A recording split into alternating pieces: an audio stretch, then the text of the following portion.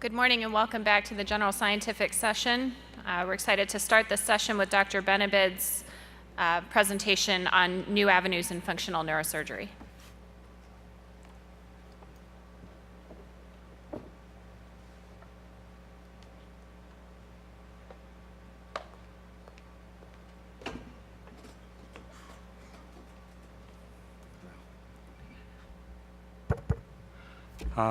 Good morning.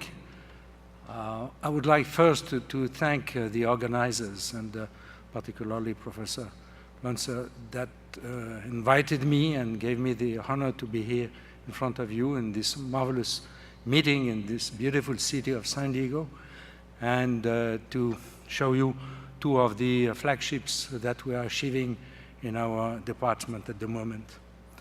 I had to add something as a disclosure with the grant we received recently. And my first talk is global about neurosurgeons who have the ultimate privilege to face the brain in dysfunction, which may also dysfunction. Then we have symptoms, and it is our duty to treat the symptoms, and if we can, the disease. If there is no treatment, we have to innovate, and this is the issue today. For instance, first in Parkinson's disease, the therapeutic options we have, which are medication and neurosurgery, mostly DBS, have proven they have very good symptomatic effect, but the disease still progresses in the meantime, and they have no curative potential. Nothing has a curative potential at the moment. Then neuroprotection is the new horizon. How can we achieve that? We did a transition from electrons to photons and tried to take advantage of the metabolic effect of near-infrared light, which has special properties, one being that they can travel for a few dozen millimeters into the human tissues. And the photons, when they reach cells in this range in this wavelength, is 670 nanometers, activate photoacceptors such as the well-known cytochrome C oxidase, and then this triggers the electron transfer chain, which improves mitochondrial function and increases ATP synthesis of the nigral dopaminergic neuron. We have to remember that in some ways, Parkinson's disease can be considered as a mitochondrial disease. So we started first looking at the effect on mice treated with MPTP. You can see that here they are normal mice. Those ones who have received MPTP are really akinetic. And those ones, although well, it's not activated, yes, it is. Although they are not as agile as the first ones, are much better than the ones which are treated by MPTP alone. And if we look at their brains, counting the cell tyrosine hydroxylase positive cells, we see that as compared to normal features in animal and even with saline, the MPTP decreases strongly, significantly the number of cells, and the near treatment prevents it almost at the level of normality. Then, based on that, we thought that we should aim at a preclinical program trying to define something which could be applied to human. And this way was endoventricular near, which means that we decided to go through the ventricle to be minimally invasive. We introduce a catheter in the ventricle down to the third ventricle, as you will see, bearing a fiber which is transmitting the laser light, which is provided by the laser device, this one being connected to DBS stimulator, but just to use a battery to provide energy.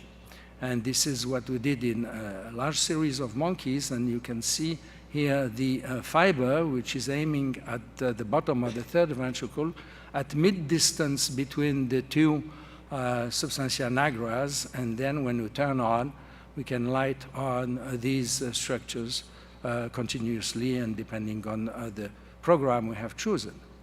Then going to the preclinical trial, we have taken two groups, at least, of monkeys one treated with MPTP alone during a few days, and then you see that the clinical score impairs strongly at about 3 weeks, while the same group, but having the MPTP with near elimination, stays within the almost normal range. And this is not only behavioral, it goes also with histology results. And if we look, let's say, in red, this is with MPTP, and green is when we have given a near light, we see that the tyrosine hydroxylase cells and Nissl stain cells in the nigra increase significantly, as well as the TH-stained terminals in the striatum. So we have evidence of an efficiency on the clinical level and on the histological level. Then we considered we were ready to propose a clinical trial, which hopefully will be starting on January 2017 for 3 years. And you see here the design is almost the same as in the monkeys. We have this catheter which is going through the Monroe down to the floor of the third ventricle, which is about the level of the substantia nigras in between. So with one fiber, we can eliminate both of them on a program that we will choose. This is the device that we have engineered in Clinatech at the CEA in Grenoble. And you can see here red light getting to the tip of this catheter, which is on the floor on the third ventricle. We are aiming at 5 patients and 5 control, and the patient will be differently from what we do with the DBS. Very early stages, which raises some concerns, obviously, ethical concerns, and it makes the trial application more difficult. And those patients who have very little symptoms will be followed up clinically, of course, but also we need for that another evaluation, more concrete evaluation, and they will have twice a year full PET scan and DAT scan evaluation, which allows us to follow the loss of cells, if any.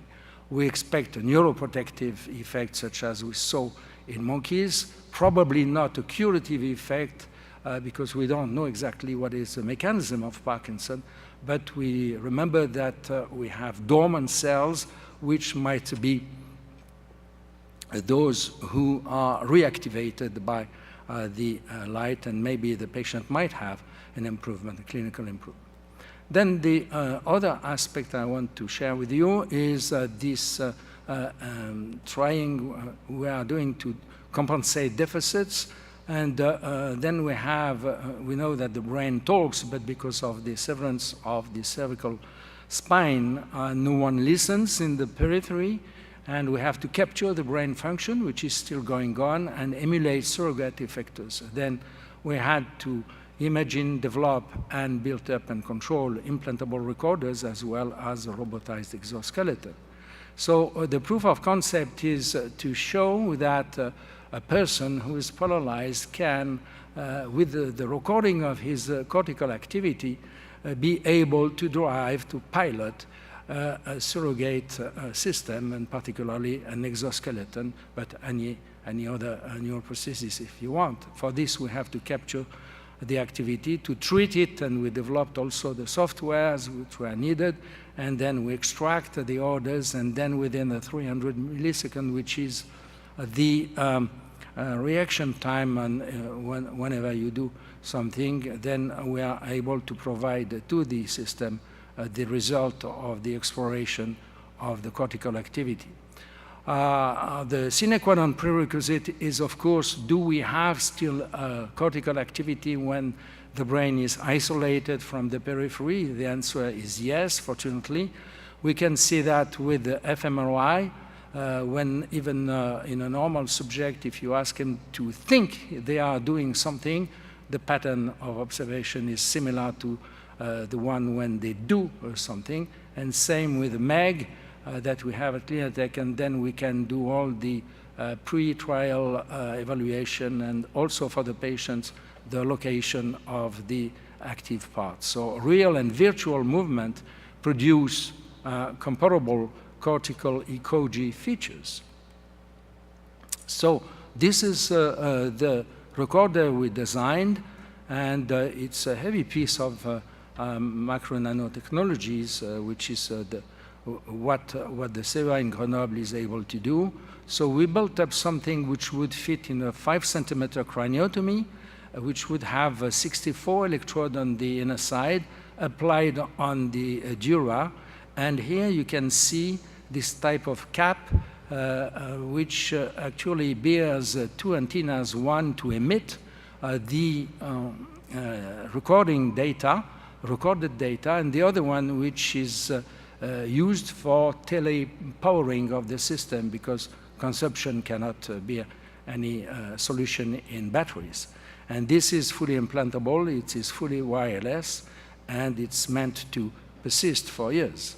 So briefly, the flow chart, if I may say, of what we had to do, particularly doing an innovative application-specific integrated circuit for this purpose. We also had to develop those specific antennas to allow wireless recording and powering, and this is the end product, which is a real thing, not just a cartoon. Then, very quickly, just to show how difficult it is now to do clinical research with application, long-term application with implanted medical devices in Europe, we have to fulfill all of that, which takes years, at least 2 years, just to go through all the processes. And I don't tell you how much money is spent, in my opinion, wasted to achieve those and obtain the certificate. And at the end point, you have this system in a blister, which is provided to the doctors the way you use it. We checked, of course, that everything worked in animal experiments previously. This is a monkey with a cortical grid on his sensory motor area. This is connected to the implant that we wanted to test, and he was trained to do a simple movement of bending, extending the arm, which was captured by a motion capture system.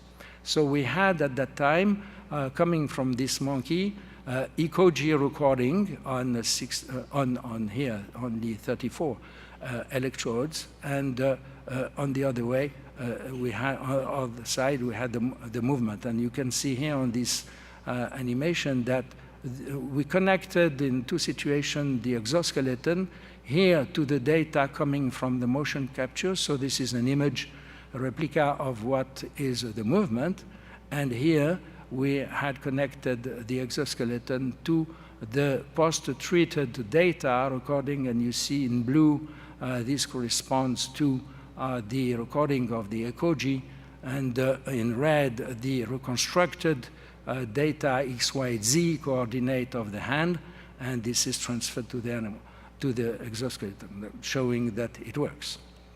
Then this is where we are now with the clinical trial. This is, of course, not a patient. This is, how do you call that? A mock system, mannequin, and you see the face. It's quite stoned. This is Alexandre Werner, who is the head of the group of robotics. This is the robot itself, which works with here, not the brain of the mannequin, of course, but with the software of humanoid walk in the environment that is required for clinical trial, which is suspended and with someone assisting the study. And I want to change now. So this is what we have realized. The exoskeleton proven that the location could be detected, then having these implants and then the robot, and I finish with a small animation of this. You see how it will look like. The robot is true, and the rest is, of course, cartoon. You see the activity which is recorded from the cortex located from MRI and MEG before surgery, and then these systems emit and are captured by this light antenna on the head, and the data are conveyed to the computer, which are in the back of the exoskeleton, allowing to animate the upper limb and also the lower limbs to permit compensation of deficit in tetraplegic patients. And I thank you for your attention. This is Clinatec, which has been built mostly for this advanced research in application to medicine. We have here the clinical part. There is inside of the system of the building an operating room, which is one of the largest I know, with all the equipment required. And these are some of the people working on those 2 flagships programs, and we are about 120 at the moment. I thank you for your attention. There is no question.